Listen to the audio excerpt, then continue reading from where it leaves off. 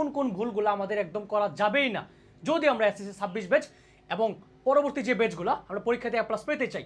প্রথমত আমাদের শুধু মুখস্থ করা চলবে না, আমাদেরকে বুঝে বুঝে পড়তে হবে। ঠিক আছে, আমরা মুখস্থ করবো না, আমরা বুঝে বুঝে পড়বো, এটা আমাদের প্রথম পয়েন্ট। ঠিক আছে, নো মুখস্থ করা, আজকে থেকে কোনো মুখস্থ করা নয়, শুধু বুঝে বুঝে পড়তে হবে। ঠিক আছে, টাইম কিন্তু এখনো মোটামুটি আছে, শর্ট সিলেবাস, সো অ্যাডভান্টেজ আছে মনের মধ্যে অনেক। ঠিক আছে, চলো পরবর্তীতে মডেল টেস্ট না দেওয়া, তুমি যদি ভাই একজন এসএসসি স্টুডেন্ট হয়ে থাকো এবং তুমি মডেল টেস্ট না দাও ভাই, তুমি বোকার স্বর্গে বাস করতেছো। তুমি মডেল টেস্ট দেবা না মানে কি, তুমি পরীক্ষা সম্পর্কে কোনো আইডিয়া পাইতেছো না, কতটুকু সময় লাগতেছে তোমার, কতটুকু এমসি কত সময় লাগতেছে, you are in a wrong way. Okay, চলো পরবর্তী যেটা আছে সেটা হইলো মোবাইলের অজুহাত। ভাই তোমরা ইয়াং জেনারেশন যেই পরিমাণ এডিক্টেড ফোনের প্রতি, কিছু বলার নাই। ঠিক আছে, এখন থেকে ফোনটাকে কন্ট্রোলে নিয়ে আসো, ফোনে একটা টুং করে আওয়াজ হইলো দেখবে 1 ঘন্টা শেষ।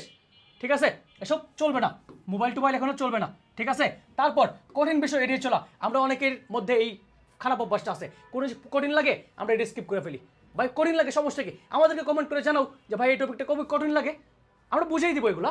ঠিক আছে, তারপর পরবর্তীতে কি আছে, শেষ মুহূর্তে পড়া শুরু করা। ভাই এমন স্টুডেন্ট দেখছি শেষ সময়ে এমন কামব্যাক দিছে, একদম সেই লেভেলের পড়াশোনা, সেই লেভেলের প্রিপারেশন, বুঝতে পারছো, A+-এর বাপ পাইছে, বুঝছো, মানে গোল্ডেন A+ পাইছে। ওকে, এখন সময় আছে, ভালো করে পড়াশোনা করো, কোন অজুহাত টজুহাত দেওয়া চলবে না, ইনশাল্লাহ তুমি ভালো করবে। থ্যাংক ইউ, ভালো থাকো সবাই, আসসালামু আলাইকুম।